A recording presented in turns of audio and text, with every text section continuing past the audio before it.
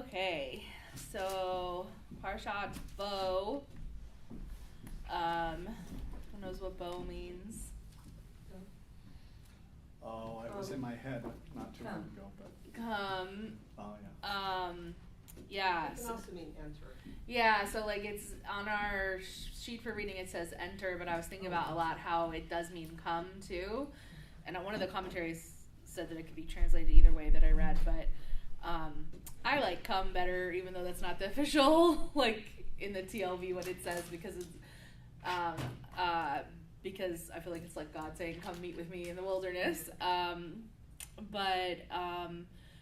So we're in the third portion of Exodus. I always like to be like, where are we in the story?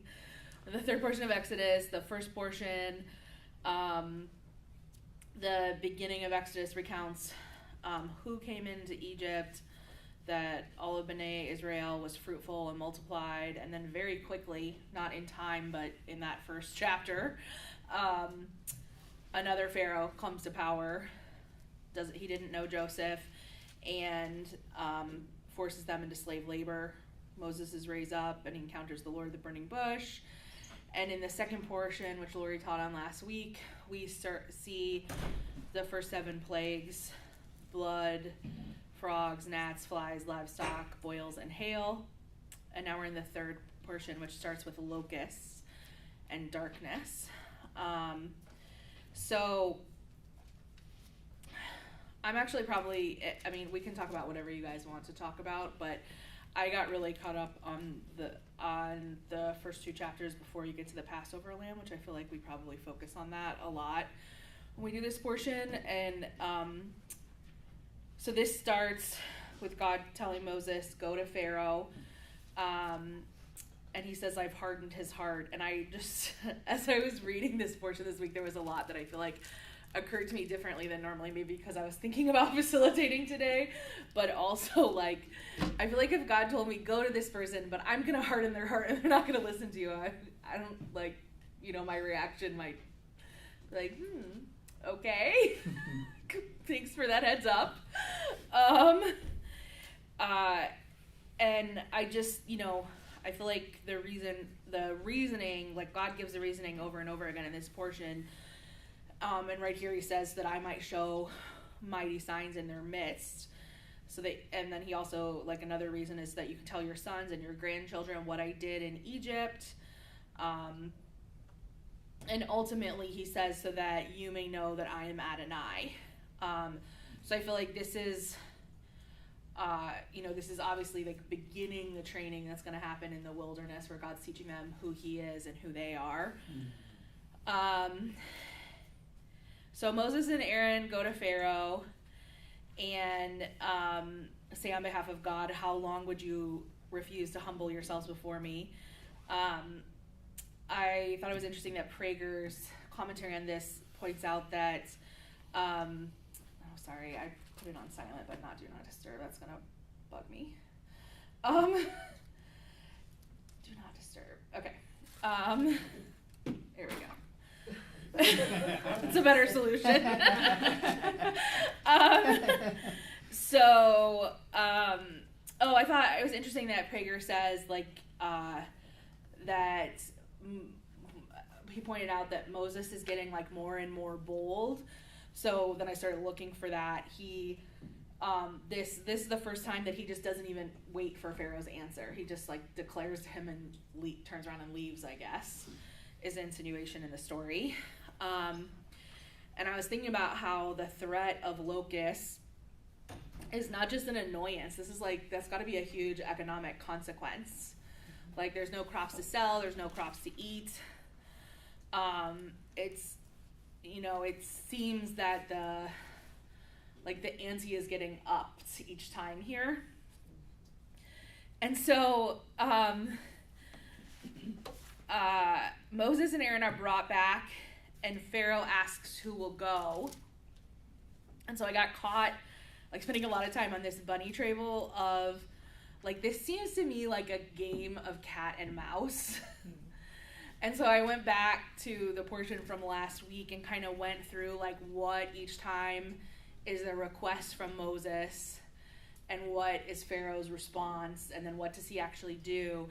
And because like one of the questions that I have that anybody can chime in on is like when Moses brings the original request in the portion before and says, let Israel go, is it clear to Pharaoh, but is it even clear to Moses that he's saying like forever? Because it doesn't necessarily say that in the story. He just says, let them go that they may worship their God, right? So, and I also thought about, like, this is such a human dynamic. This might not be it, actually, but I thought about how sometimes, like, you ask for something, and the other person thinks you're asking for something, and there's, like, a big miscommunication there at some point that comes out that's like, well, that's not what I said I would give you. Well, that's not what I said I wanted. You said yes, and so that means this. But I think even more than I really wonder, like, does anybody have any thoughts about that? Do you think Moses even understood what he's asking at the beginning of last week's portion? I really feel like, first of all, with the Lord telling Moses that he was going to harden Pharaoh's heart, this is not going to go easy. This is going to be tough. Mm-hmm. And don't be disappointed when he doesn't say yes immediately. Yeah. And the Lord was removing the whole economic system of Egypt at the time, even from the time when you think back on when the other Pharaoh told Joseph, bring your family and, they can live in Goshen. It was like the biggest economic, it was the biggest personnel program that in the history of the world to that point for a whole group of people that had the ability to work in the agricultural sector and enrich and provide for the people of Egypt. So what he was asking here is, okay, all of your working class are going to be out of here. Were you going to say something, Marsha? And how's that going to go for you? Yeah. How many days travel? Because God originally said when he told Moses to go to Egypt, one of the signs God said is that after everything's accomplished, you'll worship me on this mountain. Mm-hmm. So how many days travel is it between? Moses says in this portion to Pharaoh that they need to travel for 3 days. Okay, so it's from Mount Horeb to Egypt, it's 3 days, probably, Ben? I don't know, does anybody know? I suppose so. I don't even know that they really know. Like, how long does it take to travel with 6,000 people, 6,000 men, or what is it, 60,000? Hold on, I have it here somewhere. I thought it was 600,000, but I couldn't. Yeah, thank you. Yeah. It's just one of those numbers. There's 6 in there somewhere. So for those of you that weren't here at the beginning, I haven't slept at all. So I'm guessing in Moses' mind it is permanent. Does Moses ever state that, though, directly to Pharaoh? In chapter 5, he says, let my people go so that they may hold a feast for me in the wilderness. So that is not like, let us go because we're out of here. And there was these back and forth about, but we need to sacrifice and it'll be offensive to you what we're sacrificing, so therefore we need to get outside of Egypt. Yeah, I'm going to get to that back and forth. So there was not really the initial request that let my people go forever, we're out of here. That was not, at first. It certainly was, not clear between Pharaoh and Moses. No, but I mean, if Moses is using as a mouthpiece saying what God told him to say to Pharaoh, this is what God's saying. Let him go so that we can have a feast. The deeper understanding of that with Moses was not as much to me the issue as the fact that Moses is saying exactly what the Lord told him to say to Pharaoh. So it's obviously this dynamic is between Pharaoh and the Lord. Yes, that's a really good point, because I think some of the context of the first portion is that, like, God hears their cry and remembers. And I think we talked about that last week or the week before. Like, that doesn't mean that he's forgotten, just that he's ready to act. Were you the one that said that, Lord? Yeah, that was awesome. Yeah, so that's like the context. So we kind of know that that's somewhere in the context of Moses and the Lord's conversation. But I think that's a really good point, because the Lord is wise. He knows what he's doing. I feel like it's possible that if Moses goes and says, let us go forever, we're not going to serve you anymore, that Pharaoh is just like, no. And that's the end of the conversation. No. And so there's this little game that I've called a game of cat and mouse that I like went back through and documented from the last portion. So like Moses requests, the first one is Moses requesting, and Pharaoh's response the very first time is, who is Adonai that I should listen to his voice? And then he gives them harsher labor as like a punishment for having the audacity to ask. And then the second one is the staff and the snakes. According to Adonai, Pharaoh is going to say, like, we don't have the actual account. The Lord just tells Moses that Pharaoh's going to say, prove yourselves with a miracle. And then his magicians do the same thing, and Aaron's staff eats theirs. And then we have, I found this interesting, the blood plague. Pharaoh just ignores it. There's no response from Pharaoh. It's just like, I'm going to turn around and not look at you, give you my back. And then when the frogs come, Pharaoh calls Moses and asks him to pray, which I'm going to talk about in a second. The gnats, the magicians say, this is the finger of God. Which has been so interesting, because this is the beginning of, like, all the advisors are going to start telling Pharaoh, like, let them go. We don't want them here. It's bad for us. And then on flies, Pharaoh says, go and sacrifice, but here, like you were mentioning. And Moses says, that's not right. It'll be an abomination. We must go on a 3-day journey. And then Pharaoh's response is, okay, go, but not far. Like, and then, of course, he changes his mind and doesn't let them go. And then for the livestock, the only thing it says is that Pharaoh hardens his heart again. For boils, it says specifically that Adonai hardens Pharaoh's heart. And for hail, this is so interesting. Pharaoh says, I have sinned against Adonai, and he is righteous, and I and my people are wicked. And I mean, we'll talk about it more, but I find a lot of the back and forth between Moses and Pharaoh to be actually really entertaining. But this is so interesting to me, because in some of these passages, starting in last week's and going into this one, like, Pharaoh is talking like a person who is a God-fearer. He's obviously not, but he has some language. And I feel like that's just interesting. I was talking to a friend about this last night, how we, like, a lot of times people are like, oh, that person's obviously a believer because of, like, how they talked. And I'm like, well, I'm not judging them, but they have some words that sound churchy, but that doesn't mean that they know Yeshua or are following him. And so, like, Pharaoh has some correct words here that makes it seem like he's recognizing Adonai, but also it also does not mean that he's not recognizing his gods as more powerful or correct. He's just saying that. Do you think he could just be saying that because he wants it to stop? Absolutely. I mean, yeah. I think he's saying it because he wants to stop. I think Egypt is like this polytheistic, what's the word I'm looking for, culture. Mm-hmm. And so, like, I think it's really easy for Pharaoh to say, oh, I've sinned before you and Adonai, but then to be like, but my gods, I'm still righteous before them. And also, like, Pharaoh himself is a god, right?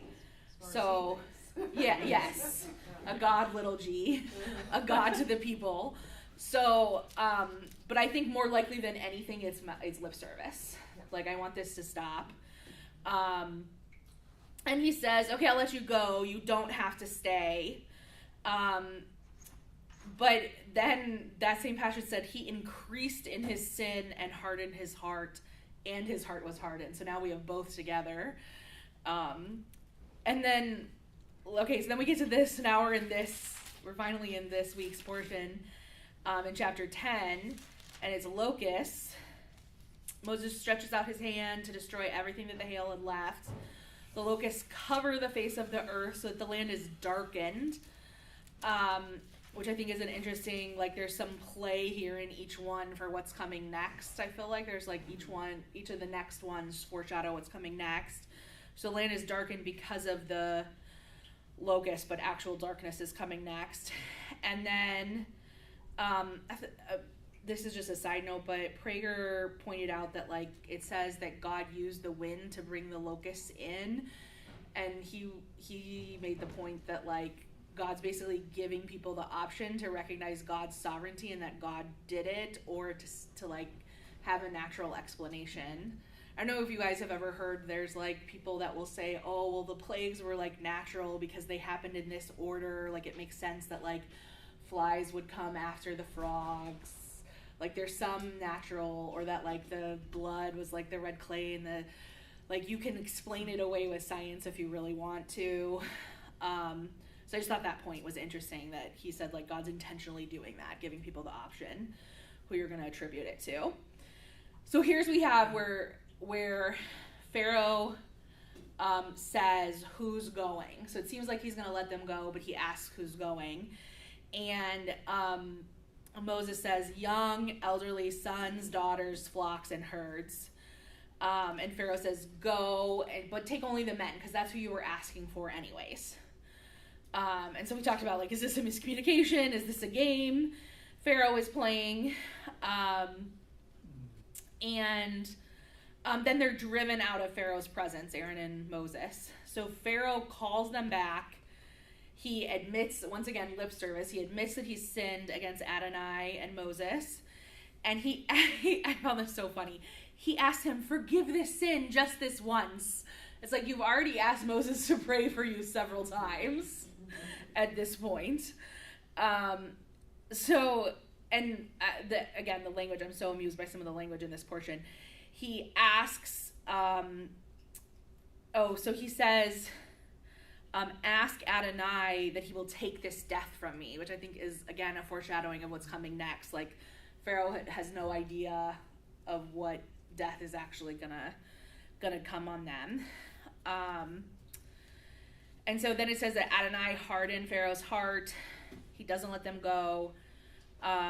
It seems, I just, once again, got stuck in like reviewing this back and forth between Pharaoh and Moses, and it seems like that there's a ramping up towards the end of the story of God hardening Pharaoh's heart more than, like, in the beginning of the story. I feel like it mentions more time Pharaoh hardening his own heart, and as we get towards the end of the story, God is hardening Pharaoh's heart. Like, he is committed to his plan now. He's going to carry it out. And again, the funny dialogue. Pharaoh says, Adonai be with you if I ever let you go. And then... if I ever let you go. Yeah. Okay, so anything anybody wants to talk about in Locusts before I move on to Darkness? So I think Yes, please. I think it's really interesting in the response that like you said, they come and it's just, and then he goes away, and then Pharaoh's servants, this is verse 7 of chapter 10. Yes. Yeah. His servants say to him, how long will this man be a snare to us? Send them in so they may serve Adonai their God. Don't you realize that Egypt is being destroyed? So it's like those serving Pharaoh, and it's yes. and it's, I mean, language is, because it's Adonai their God, so it's not that they're taking on any allegiance or anything to the Lord, but they're like, these people are serving a God that's doing damage to us, so let them go make their God happy so that we can be okay. But it's like interesting that they like are like, this is not going well. Like, this is not going to end well. It's like they have that full realization almost. To me, it sounds like they realize that before Pharaoh does. So they're like, we're gonna, all this back and forth is not gonna end well. Like, just let them go.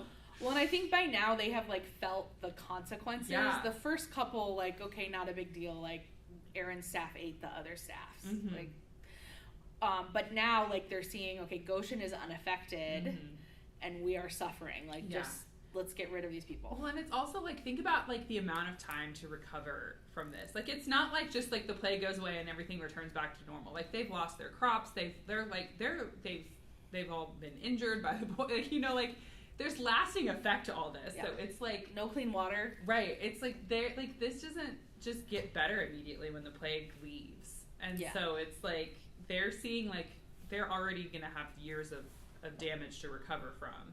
Yeah. I think they're maybe hoping that it would get better as soon as they leave. Right. I think, they're like, maybe if they go make their God happy, maybe then they'll come and do some good things for us or something. Maybe they're thinking that. Who knows? But they're seeing this, and so I think it's interesting that his servants kind of realize, I think more fully than Pharaoh earlier, maybe, that like this is. And how seriously must they feel about it to be like, no, to Pharaoh, bring it you're up. kind of wrong. You should like let them go. Right. Like to Pharaoh who's the god. I just think that passage is so interesting. And that's a major statement because, I mean, in their culture, they view Pharaoh as God. So they're talking to one of their gods and rebuking one of their gods. Yeah. You know, from their theological point of view. Yeah. Okay, thank you for that. Okay, let's talk about darkness. So this one starts with God telling Moses, stretch out your hand towards heaven, and there will be a darkness over the land in Egypt that can be, like the insinuation is physically felt, that can be felt. So I don't even know what that is. I've been in a mine in Mexico. I'll probably like die a year earlier from all the stuff I inhaled. But when you get like way down there and you literally like you're moving your hand, but you cannot see it when everybody turns off their lights. I can't imagine like a darkness even more deep than that, where you even feel like you can feel it, let alone you can literally feel the darkness. And I think the fact that I might be like interpreting this too far, but it almost seems like darkness is like personified, like you can feel it. It has like there's substance to it, right? Mm-hmm. What were you gonna say? I think it's probably intentional that this darkness is probably equivalent to the darkness that came when Yeshua died, to where it was a darkness that could be felt, because sin. Does it say that anywhere in the New Testament? I'm not sure. I mean, I don't think so, but I think probably it was the same type of darkness, since sin was physically totally laid on Yeshua at that time. There's something about, I mean, it doesn't describe the darkness as much, but it talks about like most people attribute it to there was an eclipse or something that happened. Yeah, that's interesting. I don't know that they've used the same language, but I don't know. Yeah. I don't know that it's not as good parallel.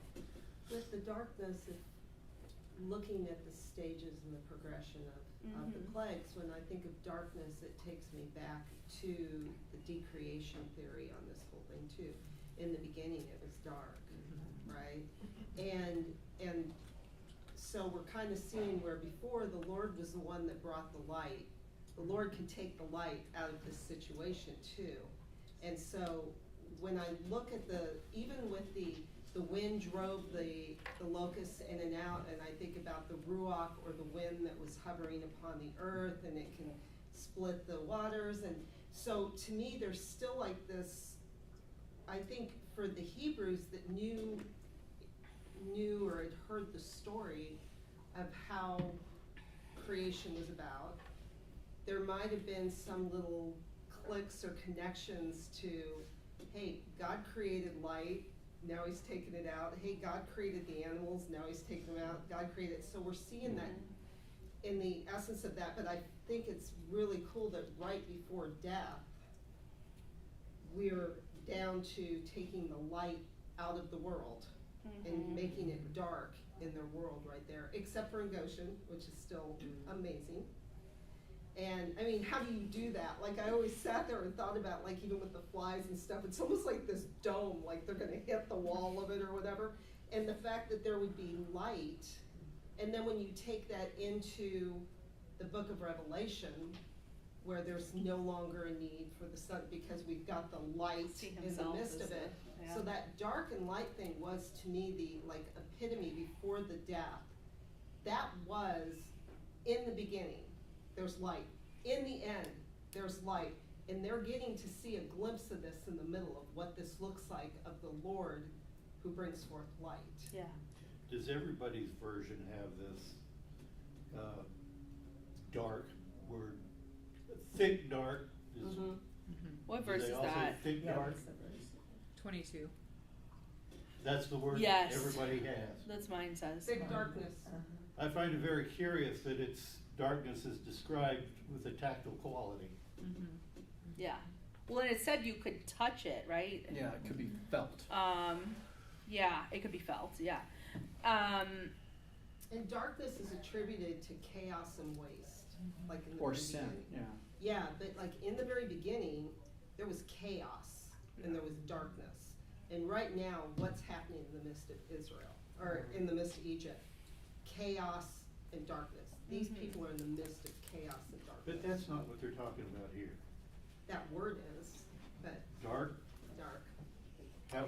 what's the result of it though? They can't see. Yeah, which is Well, they chaotic. can't. They can't. It says they can't go out. They can't move in their own houses. Yeah, it is so interesting. Like that, the Lord chooses for this to It's like be 3 days. They're effectively blind. Yeah. Yes. You just, I feel like it's like worse than that though. because Yeah. it's felt. It's heavier. Yeah, it's tangible. People are blind now, Yeah. and that's darkness, but that's not thick darkness. Yeah. Yeah. It almost brings in aspect of fear.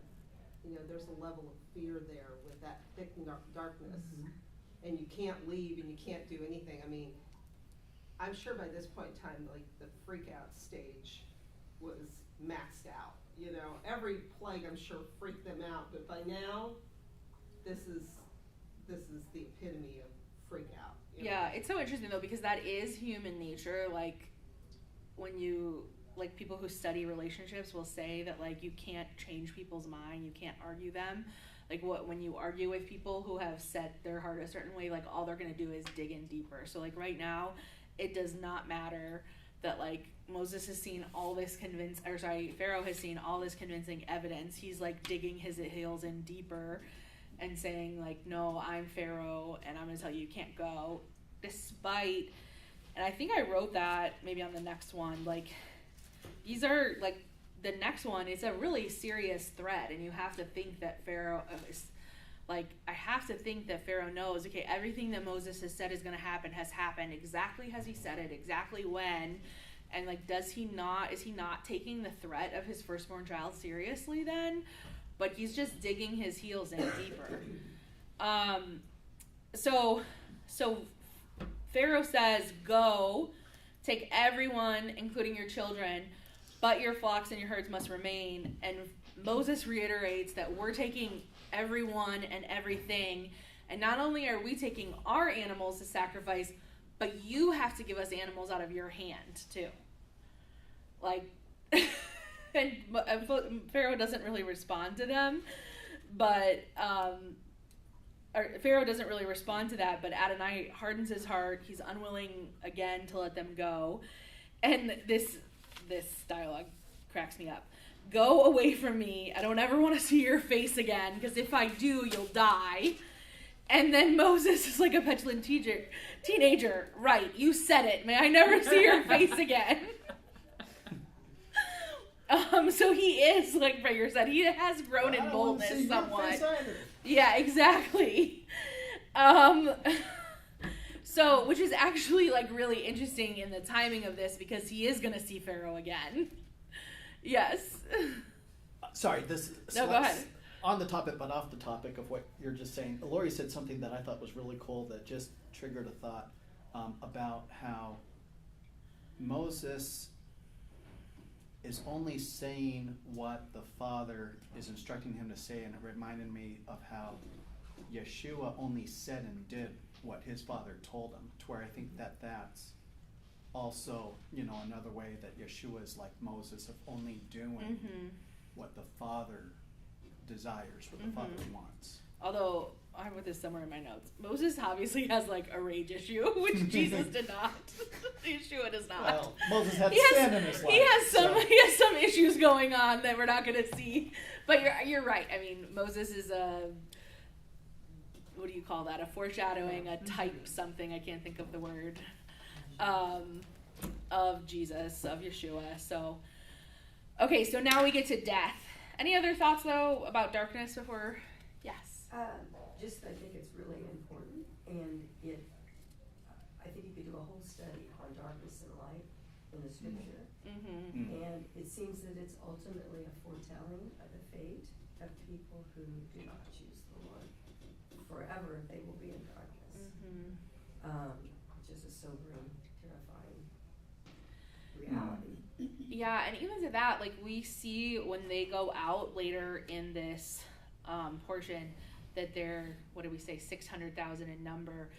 There are people who have chosen to be children of the light, even though they were not Hebrews. So that's a super interesting thought. Like, who were those people? Why do they choose to attach themselves? Is it because of the signs and miracles they saw? Yes. And of course, it wasn't the majority of Yeah, Egypt. We absolutely. just got a small remnant out there. But it loops us around to, if we look at the plagues in the light of the plagues in Exodus and the light of the plagues that go down in Revelation, and we're seeing the hardening of the heart. Like, towards the end it said, not only Pharaoh's heart was hardened, but his servants' hearts were hardened also. And when you get to the end of the plagues in the book of Revelation, by the time you hit 9:20, it says, but the rest of mankind, those not killed by these plagues, did not repent and turn away from the works of the hands. They would not stop worshiping demons and the idols of gold and silver and stone and wood, which cannot see or hear or walk, and they did not repent and turn away from the murderers and their sorceries and sexual immorality or stealing. So we're still seeing this same, like, those who set their hearts against the Lord. And obviously, like, in Exodus, the plagues were coming up against God's, but it still said that so the Egyptians would know the Lord's power.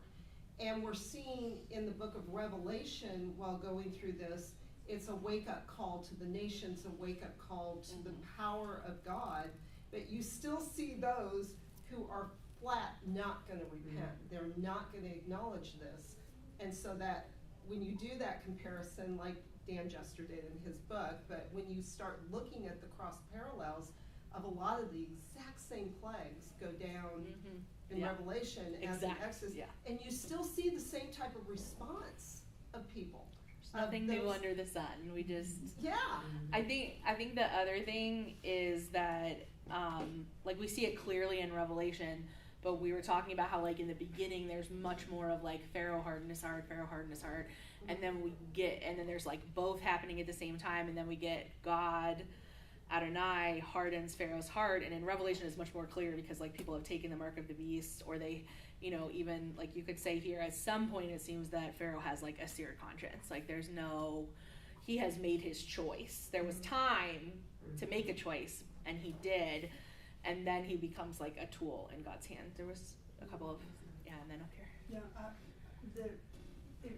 Again, the Lord is making it clear that he's giving every person a choice. And so this whole interaction back and forth between Moses and Pharaoh, the Lord was making it really clear to anyone who was observing that,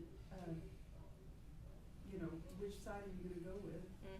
And then, of course, by making it so clear cut that, when God's people needed to get out, you're not going to go back to Egypt and intermarry with the heathens, the people who did not choose to follow the Lord. I think it's how fascinating it is that God sets up not only types for Christ, like Joseph and Judah and Moses and Boaz, so forth, but like he also sets up types to show the Antichrist. Like there's Pharaoh, there's Haman, there's Sennacherib, and then in history as well, with Hitler, with Antiochus Epiphanes. So I don't know, I just find it fascinating how God, the same themes, God builds on the same themes all the time. And I don't know, I think it's quite... Yeah. It's almost God's like he was genius trying to tell us awesome. something.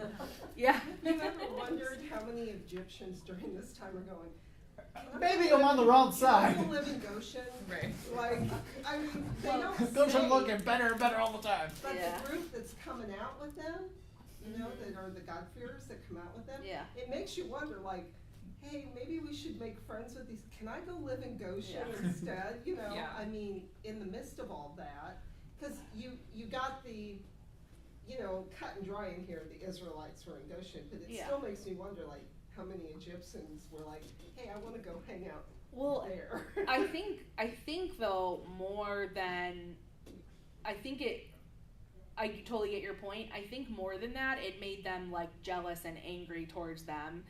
And I feel like we want to remember like the cultural context that like they think for the moment the Hebrew God is winning,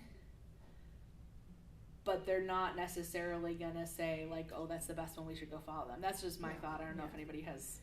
Well, I think both are probably happening. Yeah. I think right, like sometimes how you react to some of that, it like reveals what's really in your heart, right? Like it's like either you see this and you're like, there's something different about that, I want to go towards it, and there's something different, and then there's something that's like, there's something different about that, and I'm mad about it because I want my side to win, like it kind of like. So I wonder. I think. I mean, because the mixed multitude does go out. Yes. Somewhere along the way, somebody's realizing that is a better choice, but I think also this darkness and the fact that there's light in Goshen is also this, I don't know, foreshadowing, or it's not. It's demonstrating the principle of Israel being the light to the nations. Yeah. Right. Like because it insinuates that like because Israel had light within their dwellings. To me, that kind of suggests that this darkness is so powerful that they can't even create light. Like they can't create that fire is not providing light or something in Egypt. I don't know if that's true. That's kind of my assumption based off of what this is saying. That makes sense though.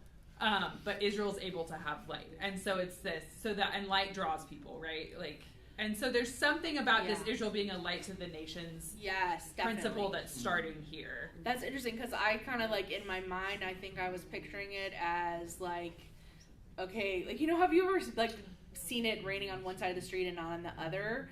I was thinking that about the light, but I think that's probably more accurate, that there was like darkness everywhere, but it says they had light in their dwellings. Yeah.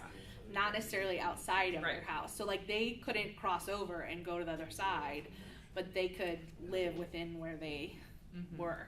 Yeah. Yeah. Okay, so now we're getting to the last one, death. So Adonai tells Moses that this is the last one, and then Pharaoh will thrust them out, which I thought was that's what my translation said. I thought that was such interesting. So I did look up that word, and in the Septuagint, it is the same Greek, not the word, but the root as the word ekbalo. So. Ekbalo, meaning to throw, or? No, which is like when to send out, but it really means to like thrust out. Is that axe? Help me out with the. Like apostle? No, it's the. Root of apostle. Root of ecclesia. Yeah, but it's the. What verse is that ekbalo from that everybody quotes? It's like the sending out of the... Yeah, it's the sending out of the apostles after Jesus died, after Yeshua is resurrected, and then they're waiting in the upper room for him all together, and then they get thrust out into the nations. Samaria, to all the nations. Yes. Is it also the same word after Stephen gets martyred, and then that everyone is sent out except the apostles? Is it that the same word? Probably. I don't know because I didn't look it up. Okay. The first place it's used is in Genesis when the Lord casts Adam and Eve out of the garden. Yes. He ekbalos them out of the So that but would it's be like a good word forceful sending out. Like when Rich taught on that, he used like on an aircraft carrier, like the way the planes can take off is not that they just take off. There's a pin catapult system, a catapult system, thank you, that thrusts them off. So it is like a forceful sending out. And I just thought it's interesting that it's the same root word here, that it's like a foreshadowing of them getting sent. They're going to be later sent into the nations to spread the gospel. They're going to be sent, when they're exiled all over. So I don't know. I thought that language was interesting to say that Pharaoh is going to thrust them out of Egypt. He's definitely not anymore playing this little like back and forth. Maybe you can go. He's definitely like, get out. I'm sending you out. So God commands them to ask the Egyptians for silver and gold. he gives them favor. It says that Moses is well thought of, and I was just thinking about, like, does that mean now because he's performed all these miracles? Because definitely, like, at the beginning of Exodus, that's not the impression that we get. Like, he's afraid that everyone's going to think he's a murderer, so he runs away. So is that just because of what's happened here and that people, like, recognize who his God is? But either way, they are given favor, and the Egyptians do, well, at this point, they're just supposed to ask for it. Moses tells Pharaoh that Adonai will go out into the midst of the Egyptians, and all the firstborn will die, from the highest, Pharaoh's sons, to the lowest maidservants, including cattle. I have a question for the group. Where does this cattle come from? I was wondering that too. Yes. There multiple times we're told they all died and Yes. then some more. They must have gone and bought some from Israel. Yeah, or Cattle in neighboring Goshen nations. didn't die. The cattle in Goshen didn't die, but the cattle in Goshen are not going to be affected by this plague either. Sure. So do they get some from another nation? Do they take some from the Hebrews? Do they... I'm not sure, but I just think that's an interesting question. I thought someone else might have thoughts about that. It's an interesting question. Yeah. Obviously, there are a lot of things that we're not told. Yeah. And how early are the... And I'm actually wondering, does anybody, like, do you know, Emma, the timing, like, between Well, that's what when I was this trying to think about. starts? And when is the... I don't think there's enough information When to are be the- clear Yeah. about that. How early is the plague that would have killed them? It's a few in, I guess. Yeah. Because I'm like, I don't know if there's been time for them to rebuild their herds, really. I don't. Generally, the time frame I hear is that it takes, and I don't know that anyone knows for certain. The most common time frame that I hear is that it took about a year for all the plagues to happen, but we don't really know. Yeah. So I just always assumed Anybody's when guess. I read... Maybe they were 1 year. Yeah. Maybe it took 10 years. Who knows? Yeah. I have just assumed when I read this story, okay, at some point they've acquired more. Maybe they were a gift Yeah. from another nation. Maybe they bought them from another nation. It had to have taken less than a year because Moses is called to deliver when he's 80. They wander in the desert for 40 years and he dies at 120. So we know that it had to have taken less than 1 year because of that. Same with Aaron. Aaron is called to go with Moses when he's 83 and he dies at 123. Yeah. So I think I was gonna say something else about that, but I lost my train of thought. I just think it's sometimes when we're reading the story, it's really easy to assume that it happened over days, and I don't Yeah. think that's accurate. Yeah, it Yeah, probably probably did. It's months. definitely It probably did take close to a year. Yeah, it's definitely more extended. Okay, so there will be a great cry, very reminiscent of what's happened in Exodus 1, where you hear Rachel mourning for her children. So that you may know that Adonai makes a distinction between Bnei Israel and the Egyptians. That's one of the reasons that God is giving here that he's doing this. Moses tells, this is so interesting. I can't imagine like Moses going to Pharaoh and saying, "You are all going to come to me and bow down then."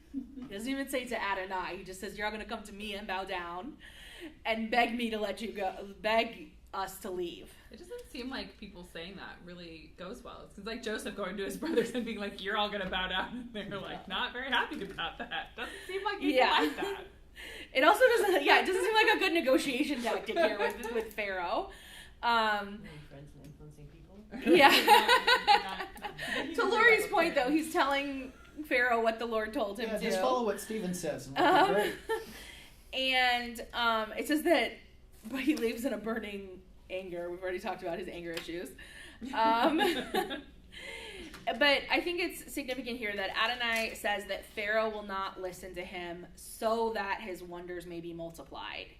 It says again that Adonai hardens Pharaoh's heart so that he doesn't let the people go, which, like we were saying earlier, like this is under a big threat. We're at the 10th one. He's seen over and over again exactly what Moses has said happen exactly when Moses said it would happen, and then again the confirmation of Moses praying and it being lifted.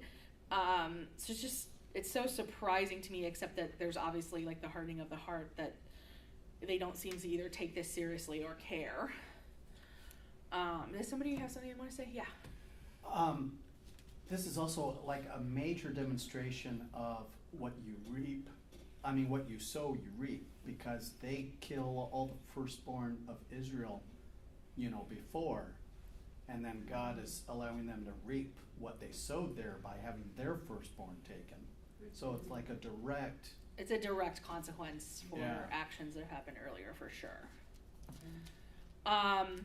So something that I just wanted to bring in here, where we might not really get to the Passover one, which is okay, because we can, like Emma says, we can do that. We read the Torah every year for a reason.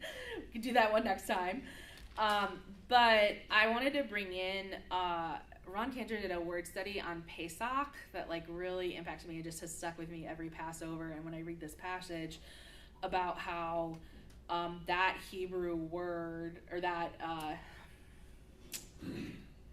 word in Hebrew, Pesach, actually more accurately is talking about the Spirit of the Lord hovering with and protecting the Egyptian people. And that really changes your focus. Changes like the lens through which you see the story if you understand, instead of thinking Pesach is the Lord passing over the houses, that it's actually what a lot of translations say is the destroyer is the Hebrew word, or some translations say the angel of death.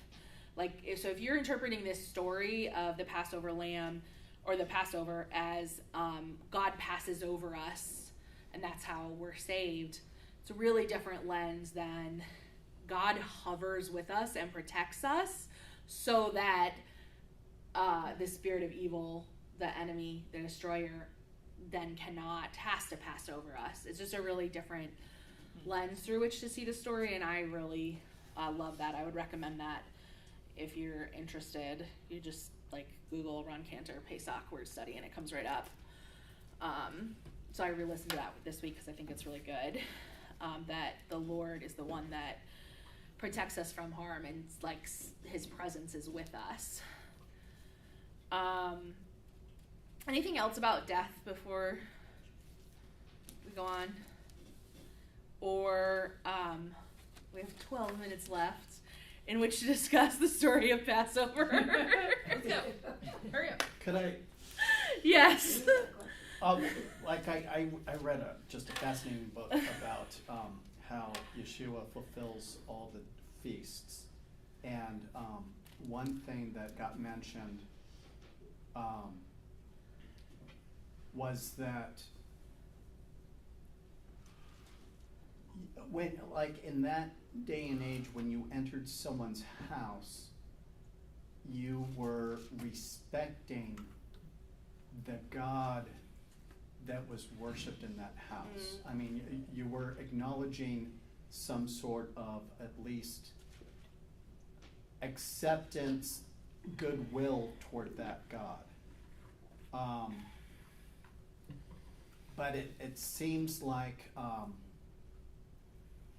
so for Egyptians to have followed through by painting their doorposts with a blood of a lamb in order to protect themselves, they were saying, we have goodwill toward the God of Israel.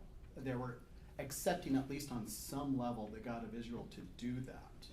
So, it would have been... So you're talking about, God-fearers that went with them, like slaves from other nations? Ultimately, or Egyptians? but even to do that, they were declaring to their neighbors that I'm giving goodwill toward the God of Israel. So they would have been inviting persecution to those that were only Egyptian God worshipers. So anyway, I thought that was really interesting, understanding and researching the culture of the time and how the people would have thought. Yeah. So. I did want to say real quick, which I'll say before I just open it up about Passover, is that, so we're in chapter 12 now, the Passover lamb, and the So the Hebrew name for the book of Exodus translates as names, which I'm sure I read at some point, or I always assumed is just because they're like the generations are counted a lot. They list off names to start and end the book. But I think it's also important because that, like, the listing of names and the saying how many are in each tribe in the beginning and the end of the book are like, that's how you do a census, so that you know how many people are in the army, right?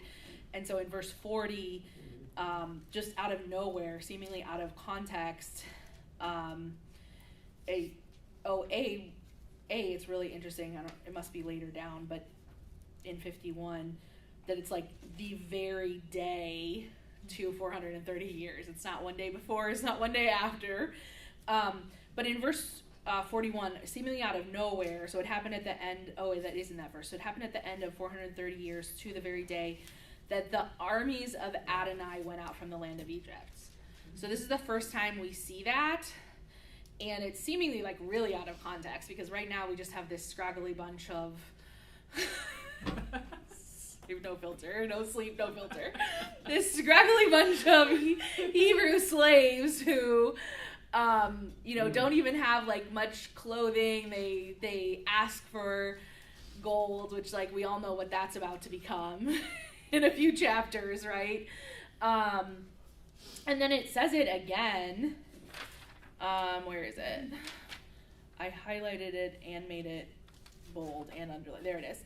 In verse 51, it says, it was on that very day that Adonai brought Bnei Israel out of the land of Egypt as armies. So right now, they are not an army, but God is like doing a Romans 4:7, calling that which is not into maturity.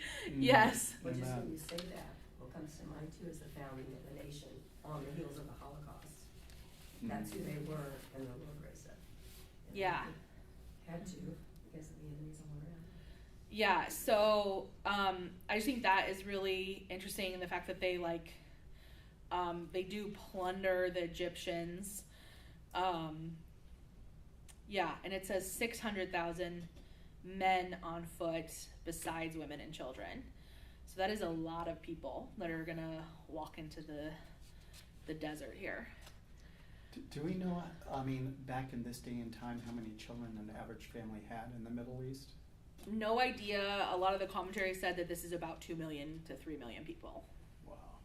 So a lot of people. Like, have you ever walked with a big group? Like, I used to lead international teams overseas, and even like leading a group of 50 people. It's like, you gotta have people at the front and the back. You gotta be careful about the pace. No matter how slow if you go too slow, the people in the back are still gonna go slower. If you go too fast, you're gonna lose people. And they have like livestock and like babies of livestock and little children. So they're not moving quickly. So when we're talking about how far is it a 3-day journey, like, how far is a 3-day journey for 2 million people? Like, all walking together. Through the sea, by the way, which, like, what does the bottom of the sea look like when you're walking through it? So I'm just very aware, like, of the dynamics of traveling that far with that many people. Like, no wonder they had to, this portion says they carried the bread out on their shoulders, and like, as I was reading it, I was like, why is that important? Like, because they were going to be hungry on the way. Like, your little kid, 20 minutes in the car, and they're like, I need a snack. I know. Well, think about our Shabbat service. Everybody, all the families with kids, everybody granola comes with bars. Snacks. Yep, granola bars. Everybody and has goldfish. snacks in their bag. So, like, long service. Okay, any other, now that I'm done with that, any other thoughts about the Passover lamb that we did not talk about at all this time in our 6 minutes that are left? Aren't you glad that I'm facilitating today? It's great. No, this was awesome. So, one of the things I will say is that I love that the command is to remember. Like, God doesn't want us to forget who he is and what he's done for us, and that's supposed to stand as like a memorial in our hearts for what he is capable of and will do.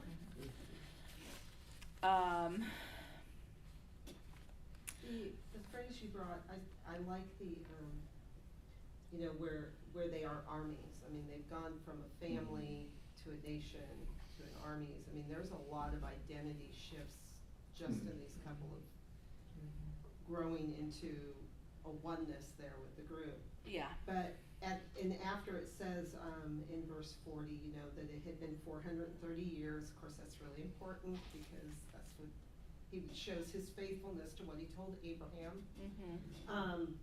But on verse 42, and I kind of like to stop and think on this one. It says it was a night of watching for Adonai to bring them out of the land of Egypt. Yeah. And I thought, that night they were all watching for this deliverance. Yeah, I mean, it was vigilance. that was a cool night. I mean, and it's of course the night that all of this is commemorated on, but that night of Israel watching for the Lord. And it says they were all watching for him. And it's almost like a really cool intercession line, like, Lord, let Israel be watching for you, watching for your deliverance, watching for your move. But it shows that this is like the first time I think that verbiage has been used, that this group of people is actually watching for the Lord to do something and waiting. There was an expectation in that, and they commemorate that because that was the night they all came together. Even when Moses gave them the instructions that Adonai told him to do for the Passover lamb, it was like, and everybody did exactly what Adonai told him to do. There's not too many of those in the Word. Yeah, but after 10 plagues, I would do exactly what God wanted To me get to do. 600,000 people on board to do exactly, and then to wait. I mean, that unity, that this whole thing brought them together, not only to see Adonai, but you just see this unity joining these people together. Not that maybe they were disjointed, but when people go through something together, it draws their hearts closer together than they ever had before. But it's also showing that they're setting their eyes on the Lord. Yeah. And it's, that's got to be super helpful for Moses when he's trying to bring out this. It's not going to last long. It doesn't last long, But it's a start. It's a start, and it's something to remember. And it's like one of the things I always think about, like this story, is like it's so important that we study it every year, and I mean different parts get highlighted every year, which is again like why we read these things. We just keep reading it, right? But it becomes like this foundational story and almost this template, and this something that gets pointed back to, and I knew we brought up Revelation several times, this Exodus story is so foundational for everything. It comes up everywhere. I always notice that, as I'm reading other parts of the Bible, things that are referring to either clearly or not, back to some part of this story. But also, what I was thinking about, while Lori was just talking about that, is they're all watching and waiting, but how sobering that actually the sign that they're waiting for is to hear the crying of Israel because all of their children are dying. Of Egypt? Yeah, sorry. Thank you. The children of Israel is hearing Egypt crying, right? And that's the sign that the Lord did what he said. Which is justice. It is justice, but also I don't know, that would be really it's where the part of where the fear of the Lord comes from. He's powerful. Yeah. And most people, Moses is 80. Mm-hmm. Most people didn't experience that personally that are still alive, I imagine. You know what I mean? What happened at the beginning of Exodus. Is what I'm saying. Right, yeah. That's 80 years ago now. But their families would bear the mark of it. Absolutely. Right? Absolutely. So. But it shows God doesn't forget. For sure. Go ahead. Well, the vigilance that Lori was talking about, it reminded me of that psalm where it says, unless the Lord watches over, people labor in vain. Unless the Lord watches over the house, the guardsmen or the watchman on the walls watch in vain. So I don't know, it just reminded me of that psalm. Yeah, and actually, that's really interesting when you say their families would bear the mark of it. When you think about 600,000 men, there were probably many more adult women or elderly women than in that generation than there were men. Yeah. So, anyways. Yeah. Any other last thoughts before we go to the service? Bless That was you. awesome. Thank Good you job, for Amanda. coming. Thank you for saying things. So I don't have to talk the whole time.